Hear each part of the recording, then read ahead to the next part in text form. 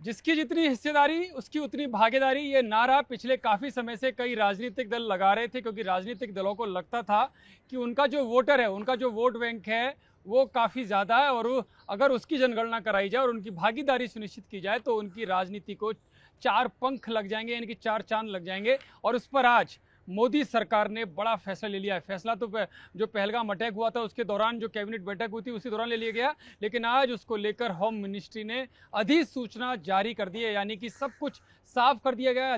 अधिसूचना जारी होने के बाद ही ये प्रोसेस शुरू हो जाएगा। नमस्कार, मेरा नाम है यतेंद्र शर्मा और कड़क की बत कही में आज हम इसी मुद्दे पर बात करेंगे, यानी कि जाति जनगणना किस तरह से होगी, इसके क्या मायने हैं और हिंदुत्व की जो राजनीति है या जो जाति की राजनीति है, इन दोनों में किस तरह से टकराव होगा या कौन किस पर भारी पड़ेगा। जब इसका रिजल्ट आएगा तो ये सामने आएगा। लेकिन सबसे पहले मैं आपको बता दूं कि जाति जनगणना जो एक बड़ा मुद्दा पिछले काफ़ी समय से भारतीय राजनीति में रहा है, उसको लेकर होम मिनिस्ट्री ने अधिसूचना जारी कर दी और साफ कर दिया है कि 2027 तक जनगणना का जो डेटा है, जो यानी कि जो आंकड़े हैं, वो सबके सामने आ जाएंगे, यानी कि सार्वजनिक कर दिए जाएंगे। 2 चरणों में ये जनगणना कराई जाएगी, क्योंकि पहले जो जनगणना होती थी उसमें 3 कैटेगरी होती थी, जनरल, एसटी और एससी, यानी कि इसमें जो जाति थी वो पता नहीं चलता था, जो कैटेगरी थी कैटेगरी और जाति में अंतर होता है। जाति जैसे ब्राह्मण, वैश्य या जाटव, कुर्मी या इसी तरह की जो ठाकुर, इस तरह की जो जातियां, उनके बारे में पता चलता है। लेकिन कैटेगरी से पता चलता था या तो ये जनरल कैटेगरी का या एससी कैटेगरी का या एसटी कैटेगरी का है। इनकी जो जातियां होती थी वो सार्वजनिक नहीं होती थी, ना उसके बारे में पूछा जाता था। लेकिन राजनीतिक दलों ने जो प्रेशर बनाया या जो पूरे माहौल बनाया और जो उस पर जो कह सकते हैं तुरुप का इक्का चला जिस तरह से सत्ताधारी दल ने, वो साफ तौर पर बताता है कि अब जब सार्वजनिक आंकड़े होंगे इसके तो वो राजनीति किस दिशा में जाएगी, यानी कि तुरुप का इक्का किसका सही या किसका फिट साबित होता है, वो इन आंकड़ों के बाद पता चलेगा। लेकिन अब पता रहेगा कि इस देश में जब जनगणना के आंकड़े सार्वजनिक होंगे, इस देश में ब्राह्मण कितने हैं, ठाकुर कितने हैं, वैश्य कितने हैं, या जो दूसरी जातियां हैं जिसमें कुर्मी है, जिसमें गडरिया है, जिसमें या कोई भी जाति जिनके नाम है, जाटव हैं, वाल्मीकि हैं, या साउथ में भी कई सारी जातियां ऐसी होती हैं जो ओबीसी में या एससी में आती हैं या एसटी में आती हैं, आदिवासी में आती हैं। उनमें कौन कौन सी जातियां, इन सबके मायने यानी कि उन सबके आंकड़े सार्वजनिक होंगे, तब राजनीति शायद किस दिशा में जाएगी ये पता चलेगा। लेकिन आज जो अधिसूचना जारी हुई है, पहले मैं आपको बता दूं ये जनगणना कैसे होगी। अधिसूचना जारी हुई है कि 2 चरणों में ये जनगणना, जाति जनगणना कराई जाएगी।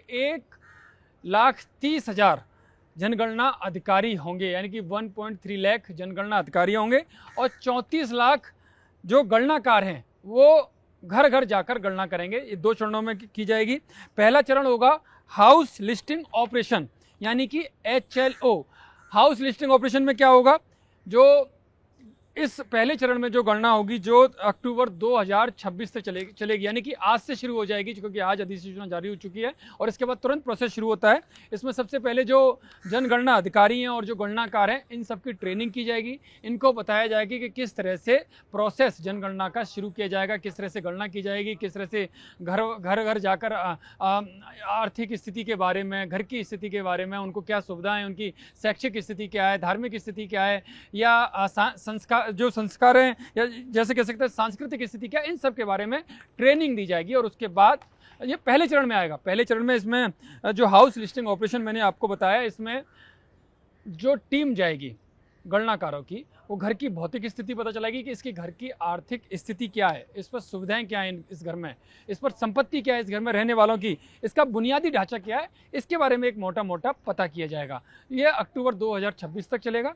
और जो दूसरा चरण होगा वो जनसंख्या गणना का होगा, यानी कि उसमें जनसंख्या यानी कि जाति जनगणना की जाएगी। उसमें जो भी इस देश में रहने वाला नागरिक है, भारतीय नागरिक, उसकी सामाजिक स्थिति के बारे में पता किया जाएगा, उसकी सांस्कृतिक स्थिति के बारे में पता किया जाएगा, उसकी आर्थिक स्थिति के बारे में पता किया जाएगा, उसकी शैक्षिक स्थिति के बारे में पता किया जाए।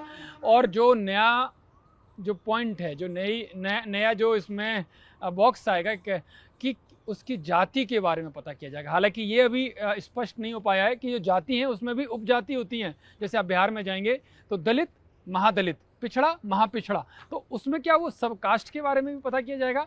और जो ईसाई, सिख, या मुस्लिम हैं, उनकी कास्ट के बारे में भी क्या पता किया जाएगा। अगर ऐसा होगा तो एक बड़ा परिवर्तन, एक बड़ा आंकड़ा देश के सामने आएगा कि वास्तविक स्थिति इस देश की क्या है। इसके अलावा जो सबसे इस पूरे जनगणना अभियान की जो खास बात है, उसमें सबसे खास बात यह है कि डिजिटल प्लेटफॉर्म के माध्यम से भी जनगणना कराई जाएगी। इसमें मोबाइल एप्लीकेशन या सेल्फ एन्यूमरेशन के माध्यम से किया जाएगा, यानी कि आप स्वयं भी गणना कर सकते हैं। हालांकि बाद में उसका वेरिफिकेशन कराया जाएगा। मोबाइल पर आपको लिंक, मोबाइल पर यानी कि एक ऐप उपलब्ध कराया जाएगा भारत सरकार की तरफ से, और उसमें आप घर बैठे बैठे या घर से बाहर कहीं भी हैं तो वो फॉर्म आप भर सकते हैं, उसे सबमिट कर सकते हैं।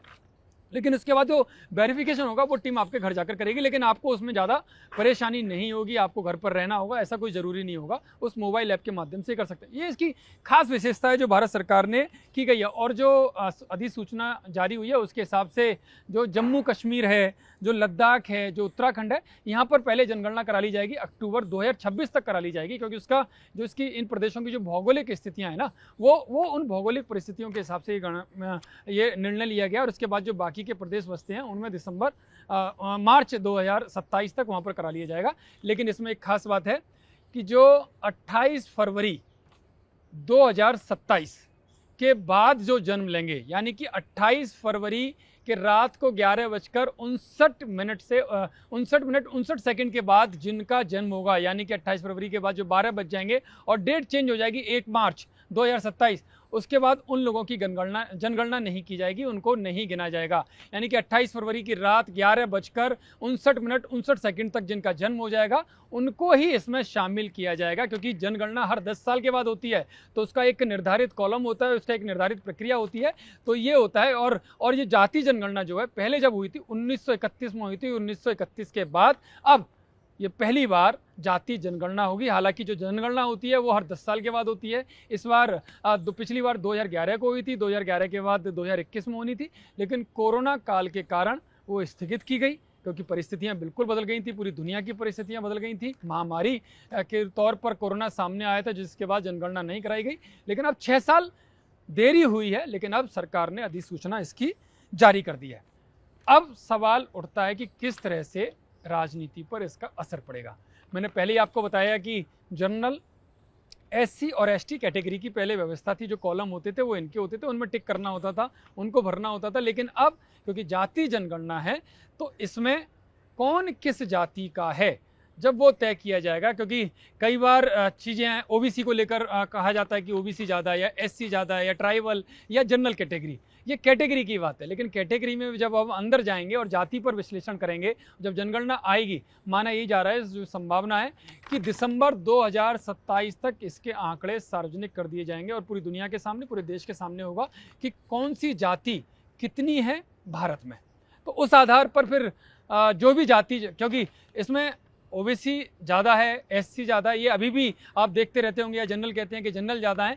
लेकिन जब उन जातियों में जाएंगे तो जातियों में कई वर्गीकरण हो जाएंगे, क्योंकि ओबीसी में भी जो कैटेगरी जो कास्ट वाइज जाएंगे, या एससी में कास्ट वाइज जाएंगे, या जनरल में कास्ट वाइज जाएंगे, तो वो चीज़ें जब निकल कर आएंगी तो वो जो कह सकते हैं चलनी से छन कर आएंगी, तो उसमें हो सकता है जो जातियाँ अभी अपने आप को ज़्यादा बता रही हैं वो बिल्कुल नीचे चली जाएं, या जो कम है वो ज़्यादा आ जाएं।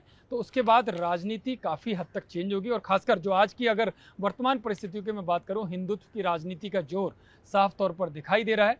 और वो हिंदुत्व की राजनीति ही इस मायने में चेंज हो सकती है कि क्योंकि कई जातियां ऐसी हैं, क्योंकि कई बार प्रोपेगेंडा ऐसा फैलाया जाता है कि आप हिंदू नहीं हैं, या कई जातियों में जो मिशनरीज के जो काम चल रहे हैं या धर्मांतरण का जो खेल चल रहा है, वो इसका बहुत बड़ा फ़ायदा उठाते हैं। खासकर दलितों में, जो आदिवासी इलाकों में और ट्राइबल्स एरिया, आदिवासी और ट्राइबल्स एरिया हैं, वहाँ पर इस तरह का जो फ़ायदा उठाते हैं, वो यही उनको बरगलाने की कोशिश करते हैं कि ये हिंदू नहीं है, या आप इस देश के नहीं हैं, आर्य समाज, ये कई सारी चीज़ें ऐसी होती हैं, इसको बरगलाने का काम किया जाता है। लेकिन जब ये जातिगत आंकड़े आएंगे तो जो अभी जो चल रहा है हिंदुत्व बनाम अदर या अदर बनाम हिंदुत्व, उसकी दशा और दिशा तय होगी। और उसमें हिंदुत्व मजबूत भी हो सकता है, कमज़ोर भी हो सकता है, क्योंकि कौन सी जाति ज़्यादा होगी ये तो स्थिति जो इस दिसंबर 2027 तक जब आंकड़े सार्वजनिक हो गए उसके बाद तस्वीर सामने हो जाएगी। लेकिन संशय अभी बना हुआ है राजनीति को लेकर, उसमें कई सारे जो छोटे राजनीतिक दल जाति के आधार पर चलते हैं, क्योंकि छोटे राजनीतिक दलों के साथ जो बात है वो ये है कि वो अपने एक परिवार को लेकर आगे चलते हैं, परिवार का कंट्रोल उस पर होता है, तो उस परिवार के कंट्रोल के साथ बाकी की जातियां जुड़ेंगी नहीं जुड़ेंगी, क्योंकि जब उनको पता चलेगा कि उनकी तो जाति ज़्यादा है और जबकि छोटी जाति का परिवार उस पर कंट्रोल कर रहा है, तो वो बहुत सारे मायने इसके चेंज हो जाएंगे, राजनीति चेंज हो जाएगी। या हो सकता है कि बाकी जातियां जो दूसरी जो जातियां हैं, आप किसी भी राज्य का उदाहरण ले लें, वहाँ जिस जाति के मुखिया का कंट्रोल होता है, बाकी की अदर जातियाँ छोटी जातियाँ उसमें जुड़ेंगी नहीं जुड़ेंगी। जब उन्हें पता चल जाएगा कि हम तो कैटेगरी के नाते इनसे जुड़े थे, लेकिन हमारी जाति तो इनसे ज़्यादा है या हमारी जाति इनसे कम है, तो बहुत सारी चीज़ें बदलेंगी। बस अब जब जनगणना आज से प्रोसेस शुरू हो चुका है, दिसंबर 2027 तक माना जा रहा है, जो संभावित है कि ये चीज़ें जो जनगणना के आंकड़े हैं वो निकल कर सामने आएंगे, तो उसमें मुसलमान, सिख, ईसाई, क्या इनकी जातियों का भी इनमें जो जातिगत कई सारे भेदभाव हैं, क्या उनका भी जनगणना में उनके भी आंकड़े आएंगे, ये तो समय बताएगा। लेकिन इतना जाहिर है कि जब ये आंकड़े सामने आएंगे तो भारतीय राजनीति में काफ़ी कुछ बदलाव देखने को मिल सकता है।